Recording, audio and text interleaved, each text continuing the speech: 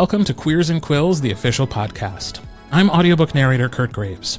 Every episode, I invite an attending author or narrator to join me for a one-on-one conversation about their lives and their art, so attendees and readers from across the world can get to know them not only as professionals, but as people. Joining me today is J.R. Gray. Gray is a cynical Chicago native who drinks coffee all day, barely sleeps, and is a little too fashion-obsessed. He writes romance sprinkled with kink and hot-as-hell dark and angsty characters because everyone deserves a happy ever after.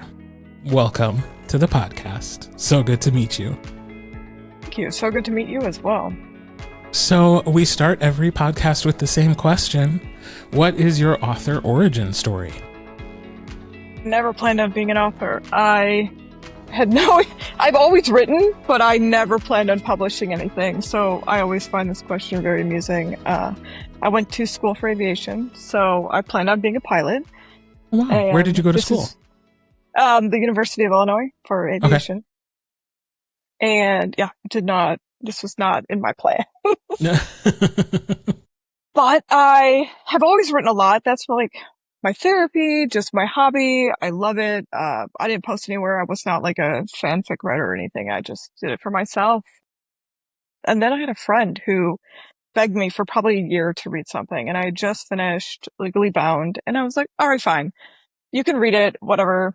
And I sent to her and she was like, you have to publish this. And I was like, I'm not really going to do that. And I gave in to the peer pressure and sent it to a few Was this a person who knows what it takes to publish a book?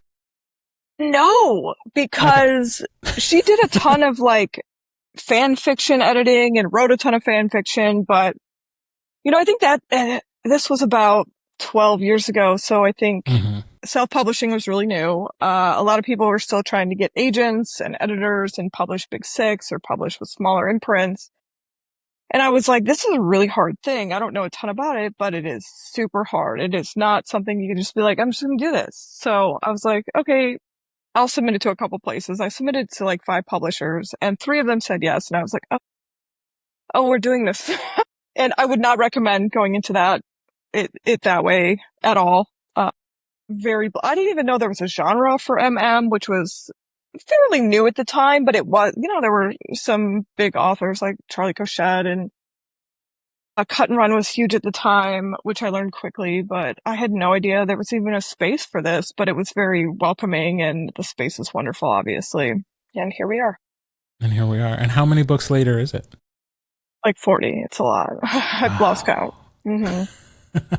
Just a thing you were doing for fun on your own, And I didn't even finish a lot of books. I have terrible ADHD. So I was like, some stuff gets finished, some doesn't, some gets left. I dread looking at my partly finished book folder. And you went right into writing MM romance? I just kind of only wrote queer stories. I've been queer and out for a very long time, and out as trans for a very long time. So I just always wrote characters like me. I had no idea there was even a genre for them. I was kind of shocked. My book even was accepted because I didn't think most of them got published. J.R. Ward is actually one of the first queer stories I read in print, and I was shocked it was allowed. Wow. Yeah, that's really cool. And all of your stories since then have featured main characters. So, why? Why does that matter? I'm queer, obviously, and I grew up with a huge lack of queer stories and queer people who looked like me or felt like me or grew up like me had no books. We were not in stories. Like I said, probably in my early 20s, I read one of J.R. Ward's who had a queer couple. And we were kind of the books, because I read them as they were coming out, like you did, one a year, when Big Six was a huge thing. Mm-hmm. And they were only allowed to publish so many books a year. And we were like, oh, this seems like she's actually going to do this. Is her publisher going to let her do this? And when she finally released the book, so many of us in the fandom were shocked. So I've always just wanted to write stories for me at the end of the day. And people like me, so it's important to me. Yeah, it's amazing that the secret sauce is so often just found in what you yourself like. I think that is what has made books very popular, is somebody writing a story that they want. And I think your readers can really feel that. Yeah, yeah. It's a common theme when I'm talking to authors for this podcast and for others. So speaking of ideas for books, over 40 books later, how do you, like, what inspires you? What influences you? How are you still coming up with new characters after all these years? I've written since I was a little kid, before I could even write well. Everything was misspelled and handwritten and close to gibberish. Uh, yeah. And You so just I've always described written first drafts, so every single one. You're like, yes. let's just throw it out. They're not meant to be seen. So No, and thank God for my first reader who deals with the bullshit of all of them. I take inspiration from everything. Every part of my life. I can't stop. If I try and stop, like if I don't get to write for a while because I'm busy or traveling a lot because I do a lot of signings now, it feels like it like builds up and it's like I have to get all of this out. So everything brings me inspiration. It's like my only hobby. I love it still. yeah. It's interesting that you bring that up and that it's first coming up now on like the 30th episode of this podcast. But like there is this whole other part of being an author, which is the promotion part and the going out and meeting people part. And that's what we're all doing at Queers and Quills. And like having to establish a balance between doing those things and also still making sure that you have the time, the space, the energy, the bandwidth to write the books that you're going out to promote. And I think for a lot of us are introverts. A lot of us spend a lot of time at home by ourselves, looking at just our computer or, talking to only a few people. And it's a struggle at first. I'm very deep into this because I think I went to my first signing in 2015, which seems like forever ago. Mm-hmm. And I hated it. I had so much anxiety around speaking in public and panels and questions and meeting fans and readers. And now I'm very used to it. It's just a part of my day, but it is a balance between, the energy, that you put out for that and the energy you put out for, writing. So it is a balance, especially for an extrovert who needs to go hide and recharge. Yeah. I went to my first con, I think 2017, maybe 2018. It was GRL.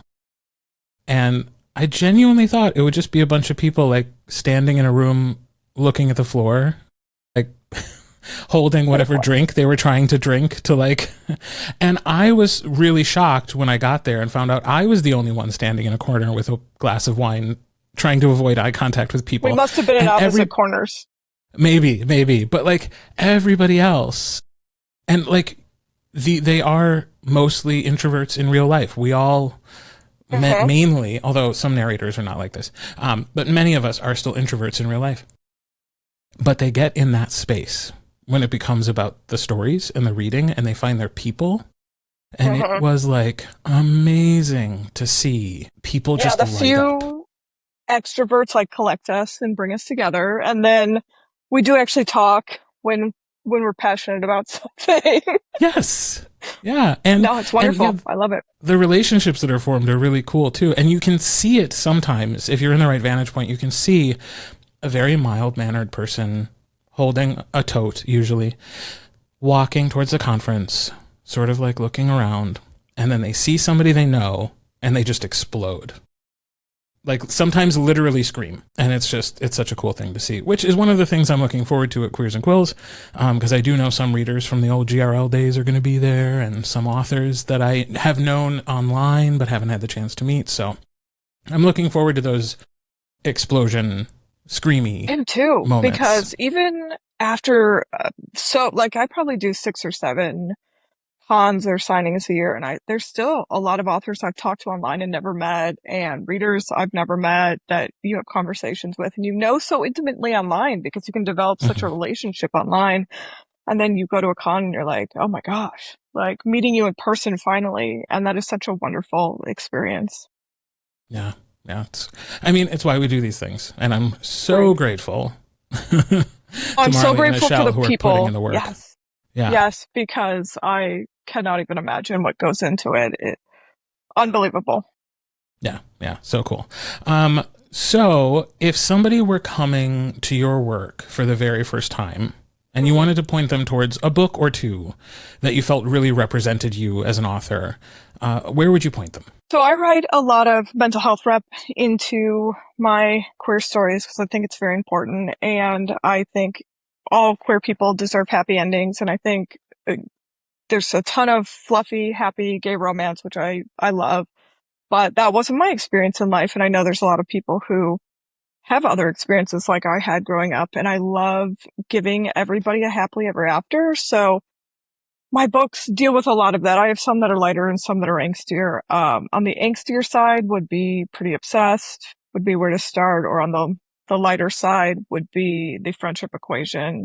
Both deal with some aspects of like anxiety or mental health. That's a theme pretty much in all of my books. But I definitely have sides of, do you want more angst or just a little?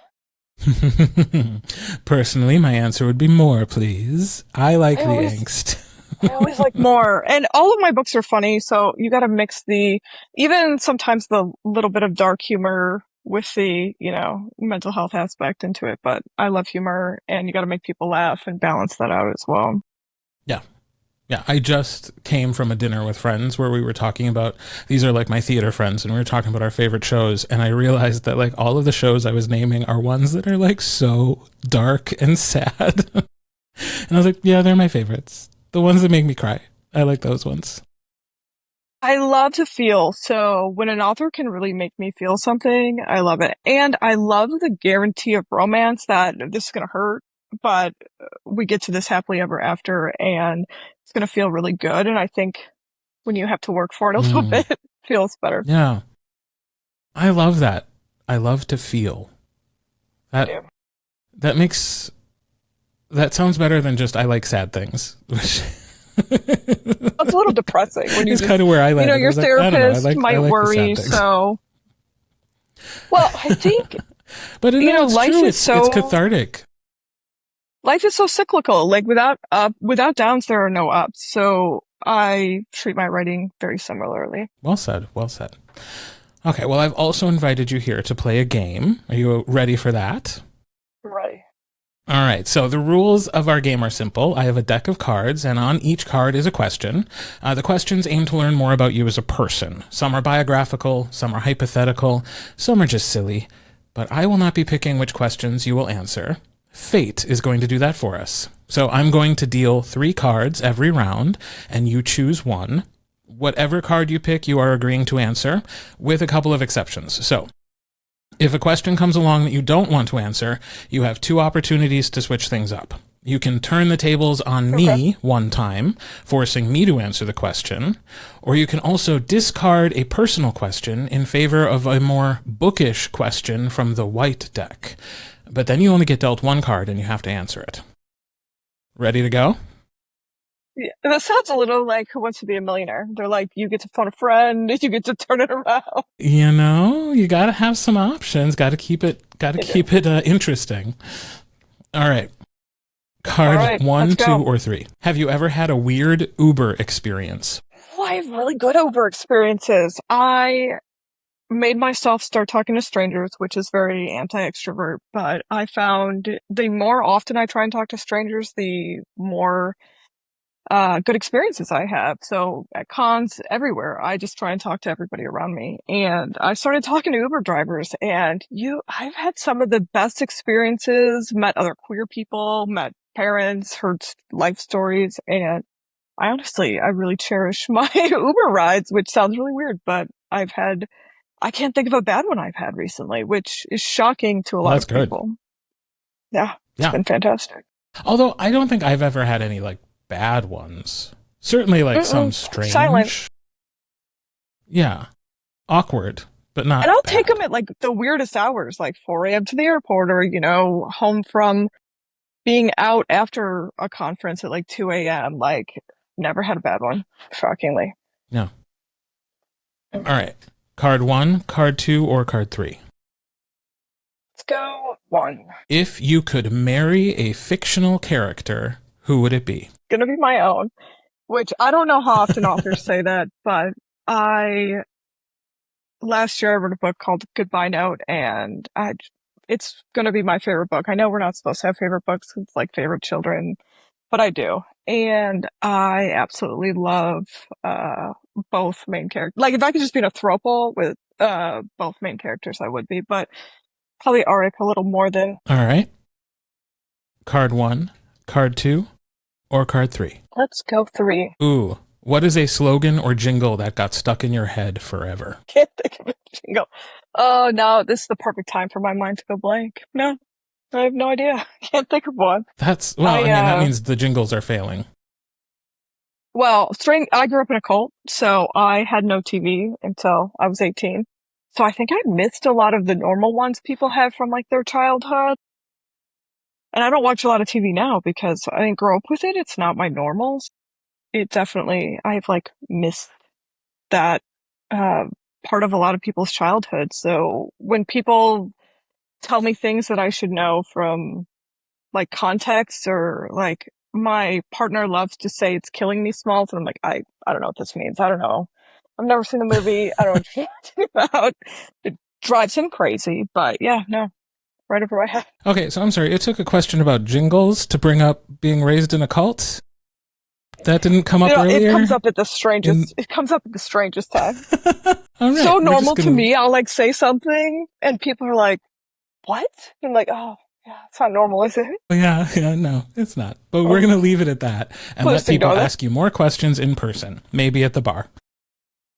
All right, card 1, card 2, or card 3? Card 3. Ooh, brag to me about the best things that have gone on for you in the past 30 days. Say that again. You like cut out on the first word. Oh, sure. Brag to me about the best things that have gone on for you in the past 30 days. I had an amazing Polycon. I got to meet J.R. Ward for the first time. I had wonderful panels. One of them was about romantasy, which I am now writing with my first reader and best friend. I got to meet JLA. Well, I know JLA, I've met her before, but talking to JLA is fantastic. I got to meet a ton of great readers. That was just phenomenal. I sold out my table. We sold a ton of books. It was fantastic. I love being told after panels that people really enjoyed them. It's like, oh, thank God I didn't get up here and was like, make an idiot of myself or something. So that was wonderful. Yeah, we do want to hear that we didn't make an idiot of ourselves. Yeah. Sometimes I'm like, I don't know what to do with my hands. No. All right, card 1, card 2, or card 3? Can you do any tricks with your tongue? And we'll keep it not safe for work for the podcast. I can just flip it upside down. I can't do I know some people can like fold it in 3 or like touch their nose. I can also tie a cherry stem into a knot. I do not have any here with me. I'm sorry. Well, you don't come with those prepared to a podcast interview? I probably should have some in my pocket, but frankly, no. Next time. Card 1, card 2, or card 3? 1. Ooh, if you could ask one person one question and they had to answer truthfully, who and what would you ask? Occasionally, it's at the end of a book, and I'm like, what the fuck were you thinking, to the author? But that's more in like YA or dystopian.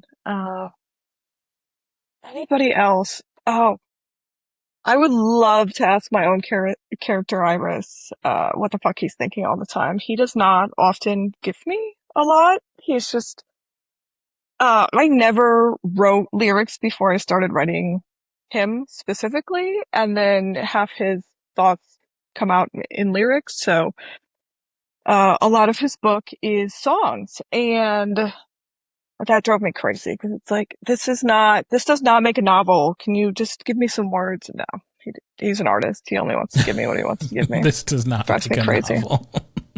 No, it's like, okay, you have like an album's worth of songs on here now. Can we stop? Of course not. That would be too easy. I love that. Are all your characters people inside your head, like totally separate people? Oh yes. They do what they want. I don't control any of their actions. And if you try, I just you get writer's block or they don't do what you want or they shut up. It's horrible. They're withholding little bitches. Or just, moody. I write a lot of angsty people, so especially rock stars are very moody. Well, they've earned it. All right. Card 1, card 2, or card 3? Card 3. Do you have a favorite number and any particular reason why you like it? 17, and was my number when I played water polo, and I don't remember why it was my number, but I'm quite fond. Another fun fact just popping up later in the episode. I'm gonna throw you a bunch of curveballs, okay? Nice. Are there curveballs in water polo? Yes. Oh. There really are. All right, card 1, card 2, or card 3? Card 2. Who would play you in a movie? This came up on my Instagram maybe 2 months ago. I was told I look like Kieran Culkin, and now I can't unsee it, so I feel like Kieran Culkin would play. Yeah. Really, any of the Culkins, because they all look so much alike. They do, but I think Kieran and I make a lot of the same facial expressions, and I was like, that's unsettling. Okay, well, now I can't unsee it, and that's going to ruin my life. Hey, Oscar winner Kieran Culkin, not bad for your biopic. Yeah. And he's fairly attractive, and the way he looks at his wife is wonderful. We love, a man who's obsessed with his wife or partner. Yeah. So I'm into it. Yeah. You know what? It is the best when somebody's like, oh, you kind of look like this other person, and your immediate reaction isn't, ew. So that's good. No, I'll take it. And I was like, oh, yeah, no, you're right. I can't even deny it. Yeah. All right. Card 1, card 2, or card 3? Card 2. If humans came with a warning label, what would yours say? Probably just Scorpio. I think that gives people enough. They just know. They're like, and they either love it or they're like, oh, no, thank you. I'm out. Okay, I am also a Scorpio, but I'm not hugely into astrology. So I don't necessarily know what that means. I just think it's fun. We are constantly evolving, but we are very who we are, and we don't take shit from anyone. There are versions of Scorpios that are very toxic, but I say those are the ones who've never been to therapy. So we're just, it's very intense. I'm very passionate about everything we do. We like to grow and change ourselves. They say it's like shedding your skin.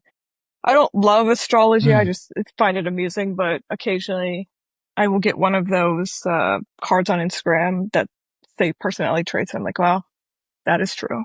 Yeah. I'm a little called out by the internet today. There might be something to that. Yeah. All right. Card 1, card 2, or card 3? Card 3. Which band or artist, dead or alive, would play at your funeral? Fall Out Boy. I grew up in the Chicago alternative punk scene. I've seen Fall Out Boy like 37 times now. Mostly because I got to see them when they were playing tiny shows in Chicago, and I adore them. That's what makes me write rock stars, and why I love it so much is that whole scene and just being such a big part of it, especially before I found the queer scene and knew that this community existed. It was wonderful in the alternative scene. Yeah, I love that. Card 1, card 2, or card 3? Card 1. What is your greatest regret? Regrets. I think the culmination of every action makes you who you are, and if you like who you are, that doesn't really leave room for regrets. So you could think you may have done something differently, but at the end of the day, every single action has brought you here to this moment, and I'm very happy with where I am, so I wouldn't change anything. Awesome. All right, I think we have time for a couple more. So card 1, card 2, or card 3? Card 2. All right, you have $100,000 that you have to donate, or you can create a charity. What do you do? There's a ton of queer charities and trans charities. I think lots. Does it all have to be to one? Because I'd probably split it among a few. You can do whatever you want. Yeah, I would fund lots of charity for trans kids. They have the highest risk of suicide among queer kids, and just an understanding, accepting community and family really lowers that. So I think that's really important. I think suicide hotlines are really important. My sibling died by suicide, so that is a big thing for me. And I think bringing awareness, there are tons of charities that bring awareness, run hotlines, do text lines now, because none of us want to talk on the phone, especially us introverts. So I think those are such important things we have done over the last 20 years to really help queer kids. And that means a lot to me. Yeah. Thank you for sharing that. Thank you. All right. Last round. Card 1, card 2, or card 3? When were your parents most disappointed in you? My whole life.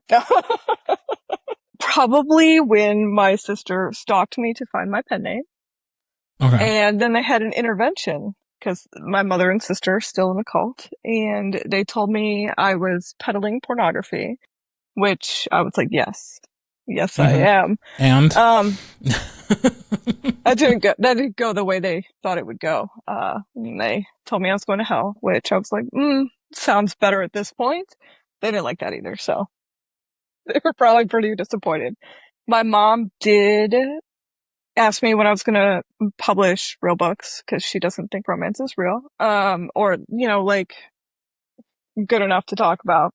So I did. I have romantasy now, but instead of probably what she wanted, it's dragon dick, and yeah. I'm not sorry.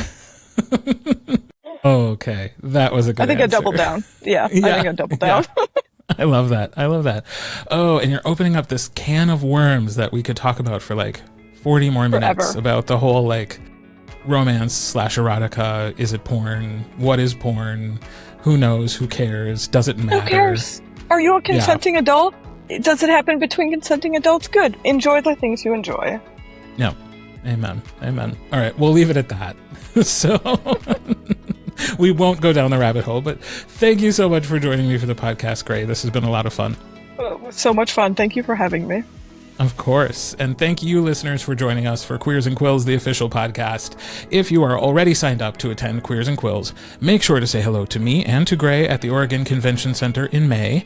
And if you're not, follow Queers and Quills on Instagram to follow along with all the fun this year and get updates about ticket availability in the future.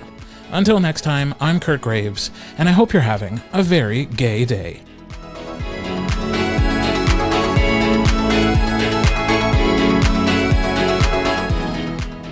Queers and Quills, the official podcast, is produced and hosted by Kirt Graves, in coordination with Mahogany Mail and Marley Valentine. All copyrighted material is shared with permission. Music and sound effects are licensed through Storyblocks Audio. All opinions shared are those of the individuals and do not reflect the positions or policies of any company or organization with which they happen to be associated.